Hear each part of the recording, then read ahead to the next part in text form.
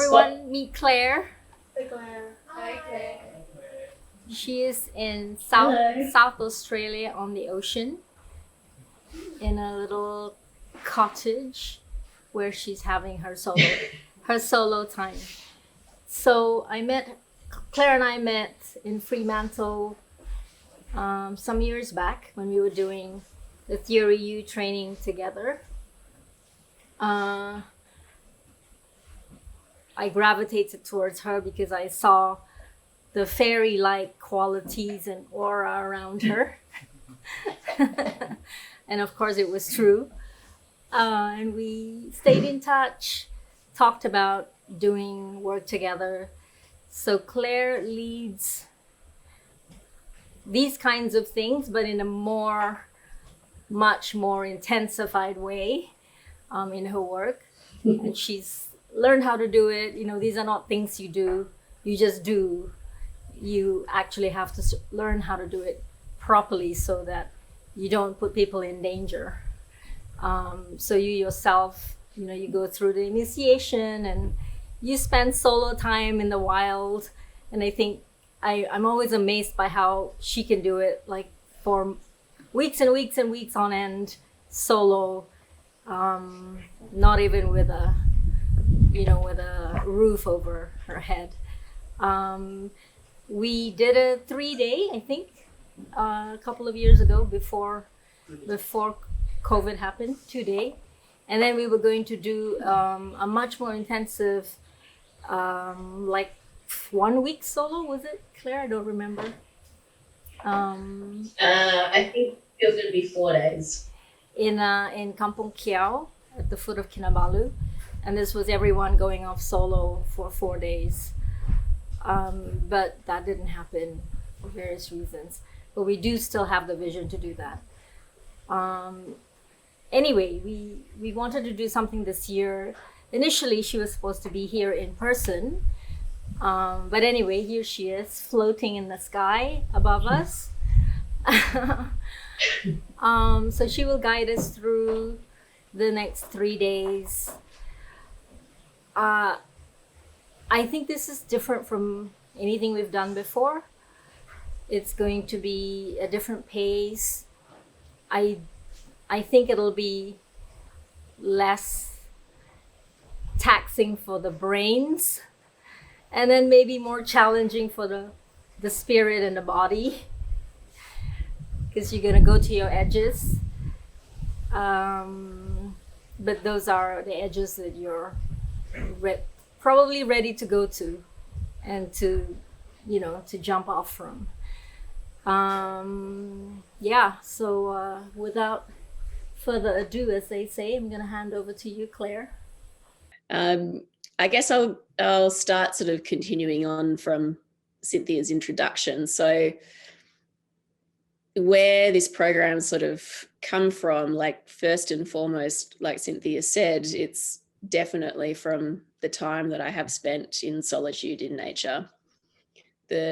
My primary kind of doorway into that was doing extended solos. So they're a little bit like modern day vision quests. Vision quest being a practice that comes from the Native American tradition, where it's a rite of passage, which is sort of common to humanity overall. But the vision quest specifically uses solo time in nature to achieve that rite of passage. So my entry to it happened kind of not necessarily exactly by my choice, or, well, I guess no one forced me to, but it wasn't by my planning to do so.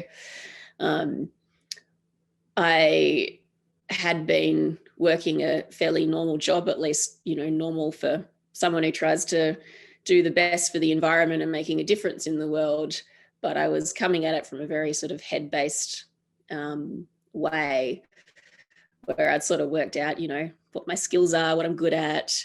And okay, well, climate change is a really big thing. So I wanted to apply those things to climate change. And so I ended up working for a energy company here doing sustainability assessment and stakeholder engagement. But and I thought that, well, if I just try hard enough, I can really make a difference here, because, this is probably, if I could think of a job that I could get, this would probably be a close thing to perfect for me.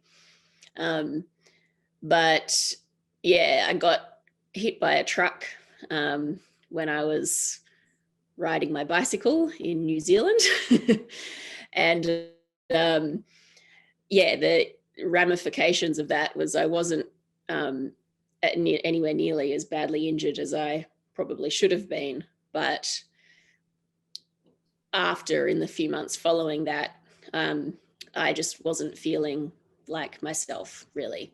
And I wasn't feeling good. I thought, well, people will probably tell me that I'm depressed, but I don't get depressed. So I know this is something else. Probably not the right way to think about it, but nonetheless. But what I did work out was that I was feeling really disconnected. I'd seen this amazing, beautiful scene in nature of dolphins swimming in the river, and there was a rainbow. It was like, a cool, misty morning in winter. And I had this realization of like, oh, I know that that's beautiful, but I'm not getting any sort of reaction, any feeling from this in my body. And that's when I realized that I was really disconnected. And somehow that realization allowed me to then find, even though it kind of found me, but the invitation to my first sacred passage, which is sort of like the week-long version of the quest. So where we do a week-long solo. And I ended up going to Flinders Island off the coast of Tasmania on the other side of Australia, and did this program where I spent a week alone in one spot in nature, fasting. No one else could see me, hear me. I couldn't bring any distractions. And, I just thought, oh, well, it's going to be such a great time, a break for myself. No one can talk to me. I thought, excellent, this is going to be great. But really what I got from it was so much more. And that first experience really sort of sparked not just the passion in me, but really changes sort of started to unfold in not just who I was internally, but then also in my external world, the sorts of opportunities I was given and the sorts of, gentle guiding from the universe. No more trucks, but slightly of a more gentle nature. But I ended up beginning to run these programs after going to America to do some training. So now I've been running the quests for 7 years now, I think. And then following on from that was, this nature work's always been the absolute core of what I do. But the sorts of things I started to become aware of to do with, what our relationship with nature could really be like, how healing really happens, what it really means to be human.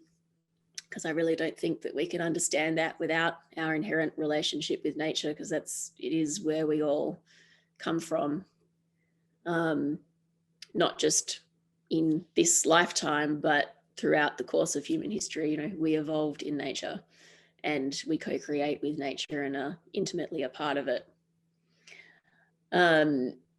So I ended up doing a bit more training in shamanic healing, including a little bit of plant spirit healing.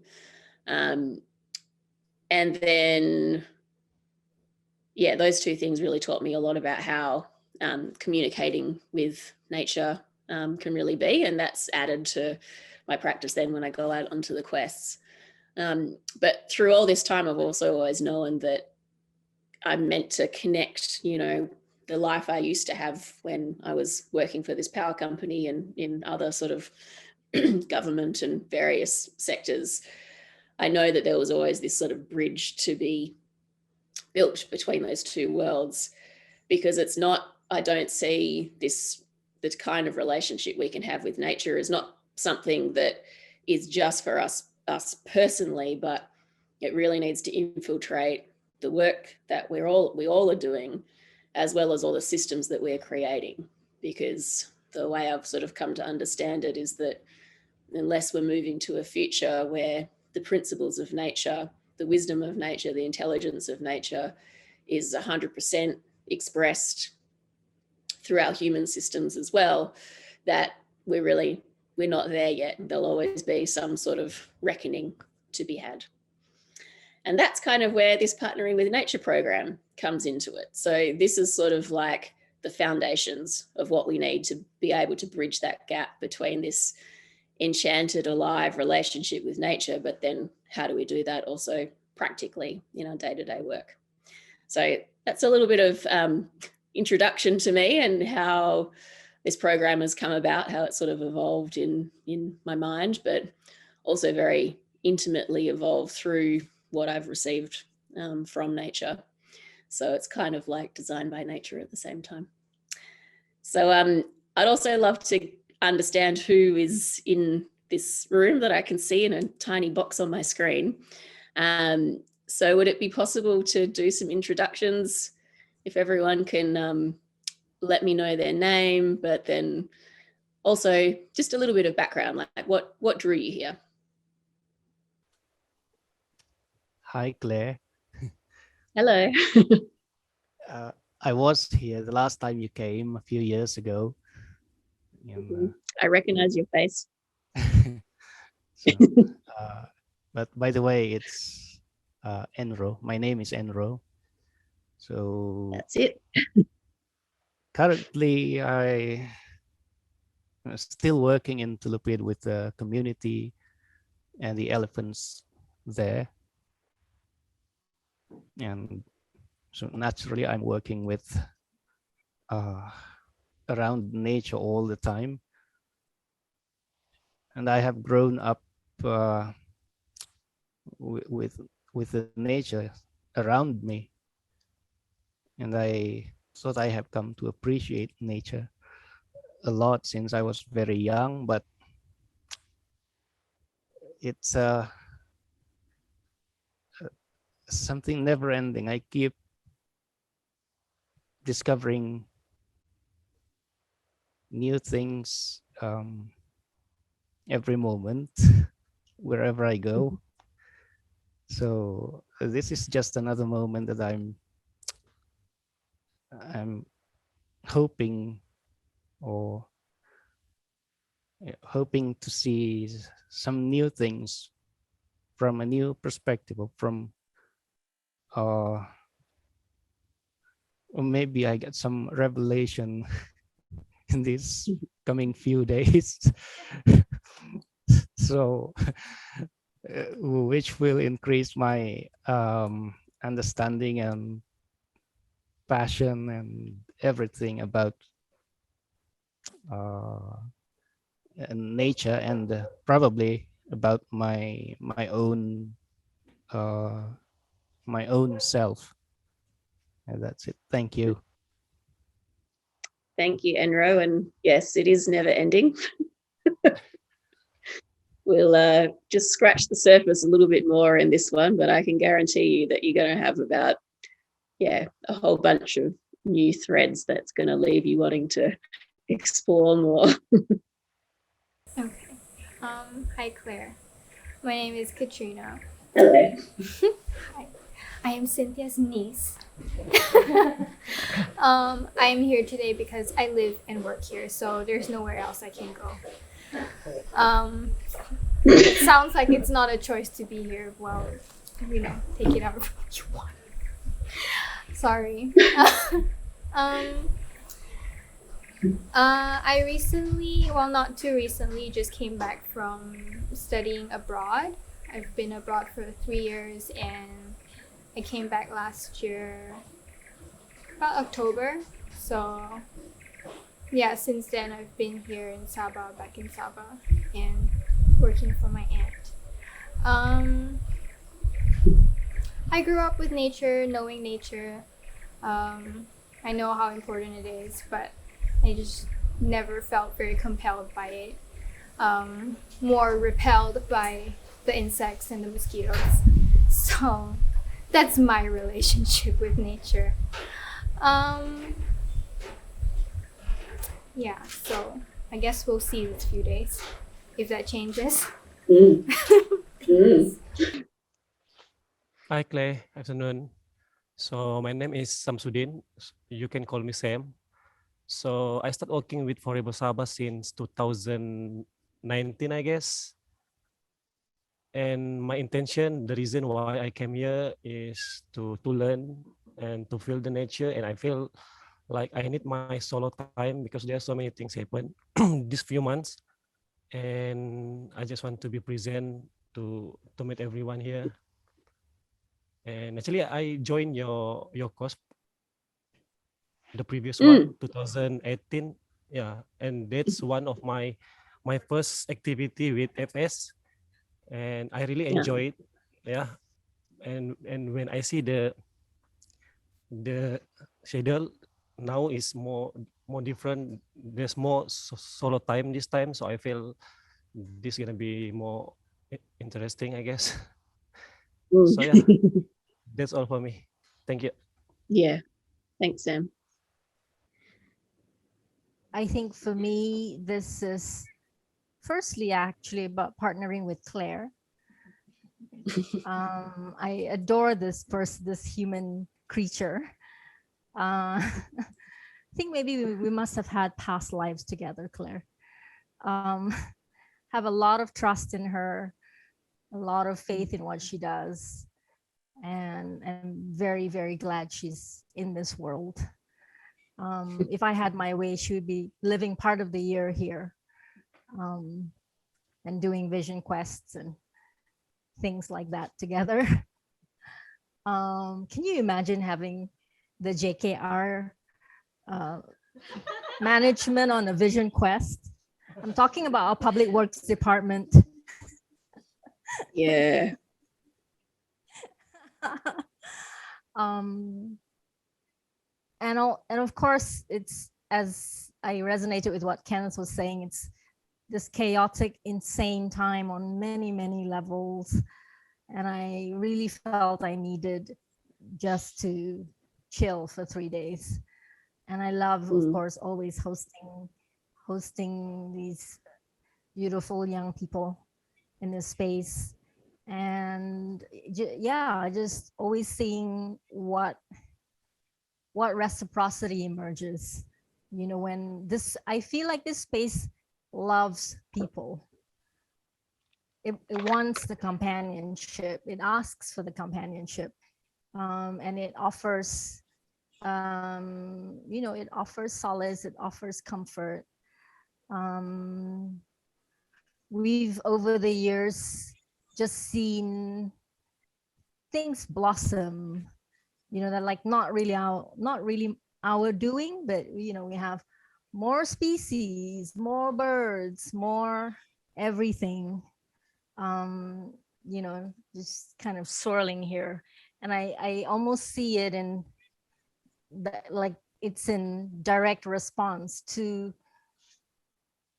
the presence of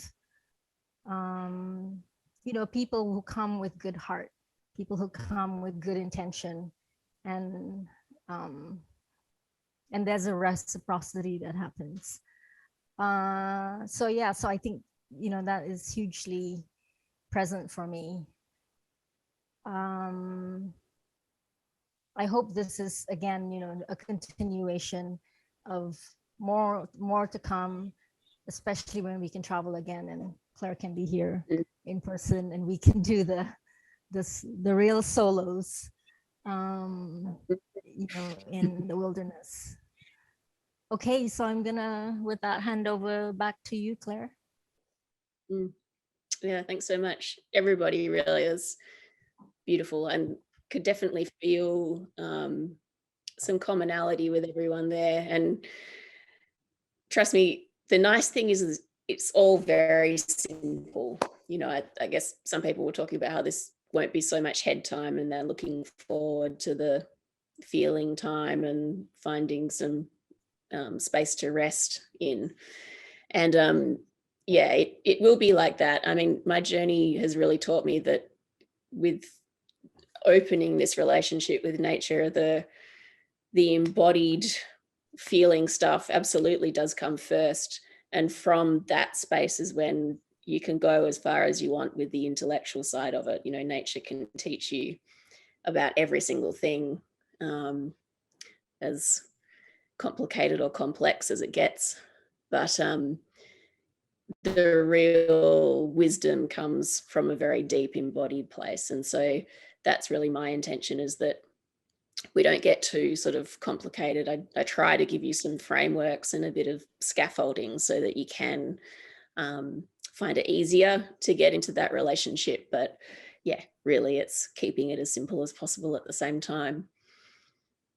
And it's also nice because, I mean, I heard from a lot of people that you've had nature around you a lot, and yet you still feel like there's another level of depth for you to go to in your relationship. And sometimes it really just is like such a really simple just change in how you look at something or how you approach nature, and this whole different doorway can become open. So yeah, don't worry, it's not too hard work.